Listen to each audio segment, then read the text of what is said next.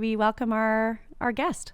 Yeah, let's first see a quick introductory video from Jodi Calahoo Stonehouse. My name is Jodi Calahoo Stonehouse, and I'm running to be the leader of the Alberta New Democrats. As a First Nations woman, I come from a value system where no one gets left behind, and there is room for everyone in the circle. I believe that as a party, we are stronger together, unified, working together to work alongside Albertans to build the strongest Alberta possible. Rachel would say our greatest resource isn't what flows under our feet, but rather what walks on top. And she's so right. Our greatest strength is all of us. We are currently the largest opposition that Alberta has ever had. I will continue to build our team so that we are ready to face the complex issues that are going to be facing Albertans. My name is Jodi Calahoo Stonehouse, and I'm running to be the leader of the New Democrat Party of Alberta. And now, Jodi Calahoo Stonehouse, MLA for Edmonton Rutherford and member of Michelle First Nation and NDP Leadership candidate. Welcome to the discourse. Thank you for having me. It's such an honor to be with two extraordinary leaders who are fierce feminists making space for young women in leadership, and I'm really thankful for the work that both of you do. It matters. Oh, thanks, Jodi. And I, as we were talking before, like I've been pretty impressed with how you've approached this leadership race. Didn't know you very well or know a lot about your history. And so my first question I want to ask is actually like, when I think of like your leadership race, I think water. And so maybe is that like why you ran? Like, why is that kind of your issue? And that's something that like every time you're speaking, it kind of ties back to water. So maybe like walk us through that strategy and how you found that that's positioned you this leadership race. Thank you. Well, it's really rooted in my cultural upbringing. You know, we're taught water is life as young children. And in Wahkohtowin, it's about our relationship with water, the land, the four-legged, the two-legged, the winged ones. And it's all based on reciprocity and relationship.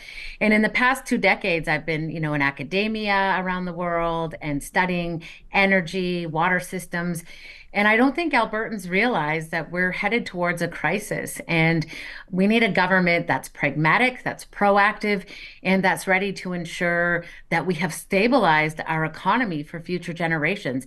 And our economy, every single one of our economic systems is dependent, reliant, relational to water.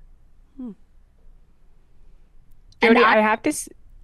No, go ahead, Erika. And I was going to say, and I love my car, my cell phone, my heated house. I'm not ready to give any of it up. Well, I agree with that last point. Good old petroleum products. Yeah. So, okay. So again, I mentioned that like maybe you weren't one of the front runners or a big name. Are you in it to win it? Absolutely. Okay, then what does that look like? You've got some pretty big names that have kind of been deemed the front runners. So besides water, like what are you doing to differentiate? I was telling Cheryl, you guys hug more on stage than I've ever seen in any type of debate or even just a presentation. But like, how are you really going to get your name out there? And there's, the runway's getting shorter and shorter and memberships have closed. So how are you going to pull this off? Well, it's a ranked ballot. And so the first, if someone wants to take it off the first ballot, they have to do it with 51%. And I don't think that's possible, which leaves the doorway open for me to step in. So you're playing the preferential ballot strategy. Yes.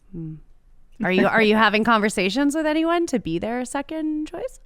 Oh, yes. I have a team of volunteers. We're calling folks. Yeah. And, it's incredible how many people are paying attention to the debates, watching podcasts, listening, and repeatedly over and over. The support is just growing and growing. And I think particularly because I've taken such a clear stance on water and royalties and resource development, these are the things that are fundamental to fixing our healthcare, to fixing our public education, to creating jobs for Albertans. If we don't get the foundation right, then those systems can't be repaired. And we all want to see our senior citizens' homes established and thriving and beautiful for our elders. We all want to see our hospital care a 2-hour wait rather than a 12-hour wait. So those things can be improved. We want to hire nurses, doctors, all those beautiful things. but we can't do that until we get our economics straight. Jodi, watching you, like I didn't know a ton about you. You're a first-time MLA. Watching you throughout this debate, it has been such a pleasure to get to know you. And truthfully, like as a first-time MLA, you have just surprised me so much in terms of the energy and the ability to communicate and the clarity that you have brought to the stage in leadership debates and throughout the campaign. But you are a first-time MLA, and so despite all of those incredible qualities that you have and talents that you have, it's hard for a first MLA to enter a leadership race, I think, and feel like they have a competitive, a bit like an ability to compete with longtime MLAs. So tell us a little bit about the decision to jump in here against people who have been MLAs for now, in some cases, 3 terms. Well, I'm a first-time MLA, but I'm not new to politics. So I've spent 2 terms on council for my nation. And, I've spent decades of time across the country working for different nations, spent time working for regional chief here, late Jason Goodstriker, building the health negotiation team. So I've spent, well over 2 decades negotiating with the federal government, looking at ways of industry relations, resource relationships. So none of this is new to me, except for sitting in the Legislative Assembly. And sitting in the Legislative Assembly has been a terrible disappointment. When I think about, we elect MLAs to represent us, and then when you're in the opposition, you actually don't have any authority to really do anything unless, the government chooses to recognize your bill or make amendments. So it's the structure in itself is a little frustrating, which is why I'm running to be leader, because I can see we need to make decisions and we need to make them sooner than later. And we have an incredible team of MLAs. I cannot say enough about how extraordinary they are. Can I push a little bit? Because Yes. listen, we've had many conversations, mostly about the federal government, about democracy being broken. But isn't that because it's a two-party system? Like, why you have the role of the opposition and so like, how would you actually change that? Like, are you saying you're going to consult with the UCP on everything? Should you be the premier and leader, or is it just like sounds nice to say? Well, it sounds nice to say, but it's also important. How do we make sure that citizens' voices are being represented in a fair and equitable way? I think these are really important questions we have to ask ourselves about our democracy. This is not a question for me to answer. This is about the collective. We have to start deciding the ways in which we make decisions, because what we are doing is not necessarily working. We are more of a divided society than we have ever been. And that's not healthy. No, I'm not saying we have to agree on everything. We absolutely do not. But we need to have discourse to come to decisions that actually serve the greater good, the majority. And I don't think we're doing that. I love that you used our podcast name in your answer. I'll take that. I want royalties. Jodi, you are the only First Nations candidate in this race. I mean, that's not your platform. You've been certainly campaigning on behalf of all Albertans, but what is the significance to you of having a First Nations candidate, a First Nations woman, be part of this debate and this discourse? Well, I'm the first First Nations woman to ever be elected in the Alberta Legislative Assembly. And I'm the first Nations person to ever run in any leadership race in the province. And it's about making space that our voices, if we think of Canada as a multi-juridical space, we have common law, we have civil law, and there are Indigenous law, and they are relationality. How do we govern this place and space using our voices collectively?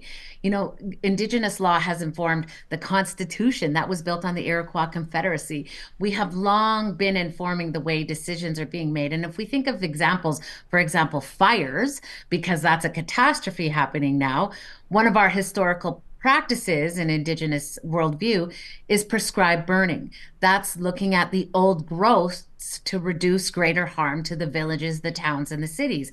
And so some of those ideas, those governance practices, need to be heard, need to be shared, and build those relations. Using the TRC calls to action, reconciliation, means that we're making space for each other. And I'm thrilled and I'm honored to be here to share some of our insights and to make space for others to join me. That's the whole purpose, is to blaze a path for the generation behind us. I love that. And I do think you have injected such a unique perspective and unique representation into a race. And, no matter the outcome, I think that has been really healthy for the discussion that's happening on stage and the discussion that's happening online and amongst members as well. Thank you. Can you explain, because Cheryl and I have talked about this, like the debate, because I don't see a debate. Are you feeling like Cheryl's rationale is that you guys all agree on everything, so there's no need to debate, just on a lot. But like, so we agree on a lot. Maybe get into share like things that obviously we know what you're very strong on, but like, can you explain like the dynamic? Because I've never been on stage with being a leadership candidate and doing the debate. Like, are you feeling like you're getting your message out? Are you feeling like there's things that people are calling each other out for, that they don't disagree? Like, to me, I just don't see it as a debate. So maybe like from your perspective, how are these debates going? And I just call them friendly town halls. But yeah, like the strategy that you're trying to get your way in there. Like I said to you before the show, like you gave some good jabs or you interjected. Why is it like not really... frankly, it's boring, but like why to me, but like why is that the strategy of how you guys are playing off of each other? I love that you think it's boring, because politics should be stable and boring. They should be unexciting, because we should be doing the most boringest of things, creating policy to make sure that society thrives and is functioning and people are healthy and everyone's well-being. Give some woo, like making like you're making a name for yourself. I think you actually are getting a lot of good profile, but like I just don't get the style. And Cheryl did a great job moderating, and I was excited for her. I said she was like my favorite. No offense, but yeah, like I just don't get it. Like I just don't get how you guys are approaching this. I think, well, we all come from very similar value systems, belief systems that, everyone should be looked after. How do we best take care of Alberta and Albertans? And we may differentiate on some ways to progress and move forward. How the debate structure has been set up has been by the party itself. And I guess maybe folks aren't overall aggressive. We'll see. The third debate is the final one. And maybe you'll see a bit more pushing and shoving on stage verbally. I like that you're like verbally. Yeah, I was like, you guys hugged way too much. I don't think you would even, But we're also a very loving collective, which is really something to be a part of. When you love your people and you love the province and you love the citizens, you govern from a loving place. Like us conservatives all love each other. We just don't hug all the time. I think that's a fair point, Jodi. And actually, the party set up the structure, and this kind of both for both of you. Like, how have you found that structure? Because I actually was like, I think some of the challenges of you guys being able to interject is the structure of the voting. And I'm like, how the questions are asked or your debating abilities and stuff. Like, I don't think it's doing justice to be able to get into maybe some of the more points of contention. No, you're right. A little more time to be able to draw out your perspective, your policy that maybe you've drafted.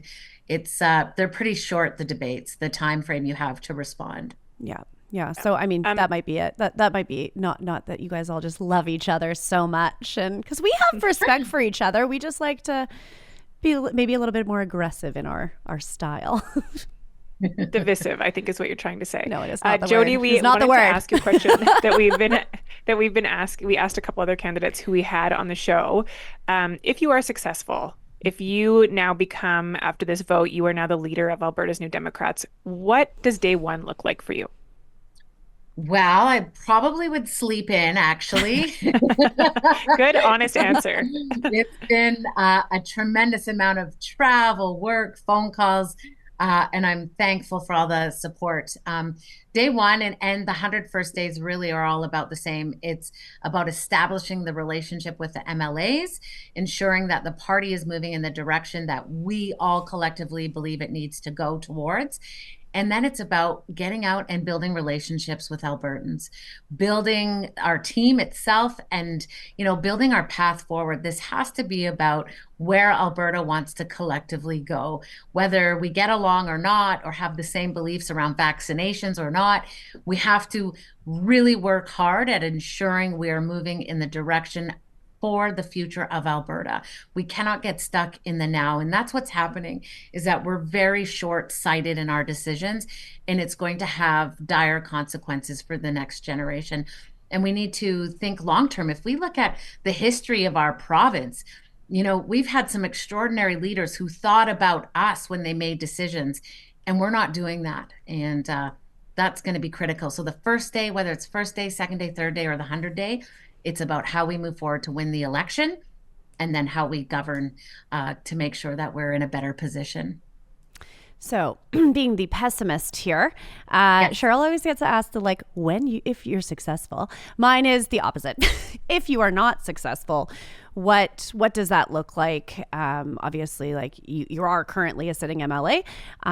Will you be putting your name forward in 2027 regardless? Like, let's talk about what that looks like. So I've already won. I'm already here as a First Nations woman in Alberta. We take the winnings, and I'm talking about water. I'm talking about resource royalty allocation.